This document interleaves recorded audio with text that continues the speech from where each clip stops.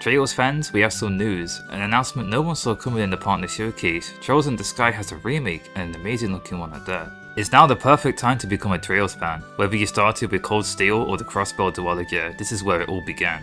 The trailer we got was pretty short, but after that initial news, we got a full Japanese trailer that goes a bit more in detail. We start off seeing Joshua, and man what an upgrade this is from the original game. He's playing his iconic harmonica, which if you've played the original or second chapter, you'll know is pretty important.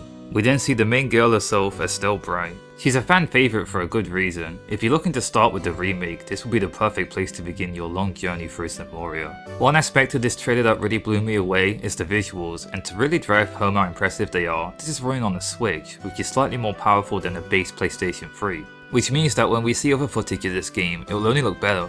We also get to see Roland in all its 3D glory alongside the Bracer Guild. The jump to full 3D really looks amazing. The original game has its charm, but this really feels like a full budget faithful remake. I've also seen online that the localization will be heavily based on the original Exceed script, which if you don't know has a pretty insane story about the issues and lengths it took to translate all the text of the original game. It's also held up surprisingly well, so it makes sense to reuse it. My only hopes is that we get it mostly dubbed, since voice acting has been confirmed. We was kinda snubbed in the West when they added a full Japanese dub in the PlayStation Vita versions of these games. Moving on, we see Aina, or at least the back of her. This trailer really is the opening and just the opening alone, since it only shows the first location being Roland. Which kinda shows that it's in the very early stages of development, which is pretty exciting since it means the game will only look better and more polished as we see more footage. Okay, now here's where things get interesting. We now get to see the combat, definitely the biggest change from the original game. The combat of this remake takes heavy influence from Kuro or Trails Through Daybreak. Personally, I love this change. That game has hands down my favourite combat system in the series. The combat in Daybreak really is amazing. It allows you to choose between an action RPG or a traditional turn-based RPG. It's also much more fast-paced, making more grindier sections feel like a breeze. Personally, I'm curious how the S-crafts and special moves will look in the remake. Bear in mind the original game is from 2004 on the PlayStation Portable. For its time and system, it looks great and the 3D is charming, but seeing it get a full budget remake is going to be well worth a replay easily. If you played the Cold Steel arc, you won't have too much issue getting used to this game's battle system, since the two are very similar. We then see the front of Aina. These models look great. Even the side characters have a good level of detail, showing a lot of care and effort is behind this remake. I think I like the character models here with this art style more than in the newest installment in the West being Daybreak.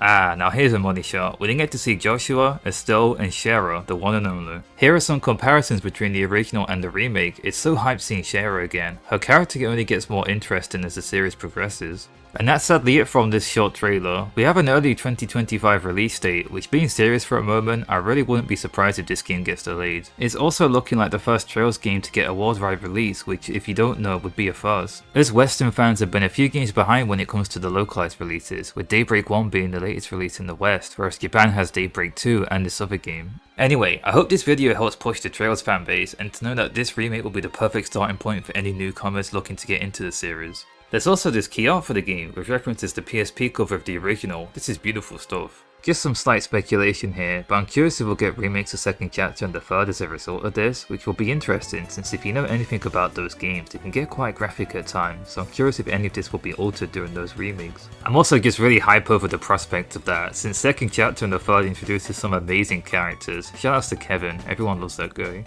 I am curious where this remake will lead us. Will it be a faithful remake or will it be a slightly altered remake, since games like Final Fantasy VII Remake is extremely different compared to the original game.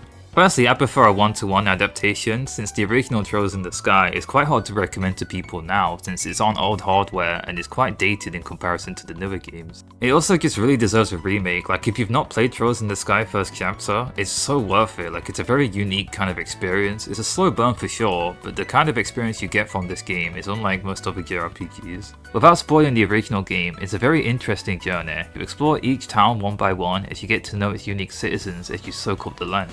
A bigger story unfolds as you go about this, but it really is those small adventures that matter, which Trails in the Sky really nails. Second chapter in particular really goes into some deep themes as well, which I won't spoil in this video, but I'm just hoping that we get a remake of that game since it's very important to a lot of people. Personally, I'm a little doubtful that they'll remake the Crossbow duology since it's quite recent that they re-released those games on the Switch and PlayStation 4. It would be nice though, since similar to Trails in the Sky, those games have a similar art style, so a remake would really look good. It's a bit of a selfish desire, but it'd be really nice to have all these games remade in one package, similar to what Kingdom Hearts did, because like that game series, a lot of these games are scattered across different systems, so having it all in one place would be really nice and easy to recommend to newcomers of the series. I'm more referring to the console side of things, since they are all available on PC and go on sale from time to time. There was still plenty of amazing JRPGs announced in this showcase, but I'm sure this was the least expected announcement for most people. Thanks for watching this video. I'm curious what other people think of this remake's announcement, so please let me know in the comments section. Thanks so much for watching and have a nice rest of your day.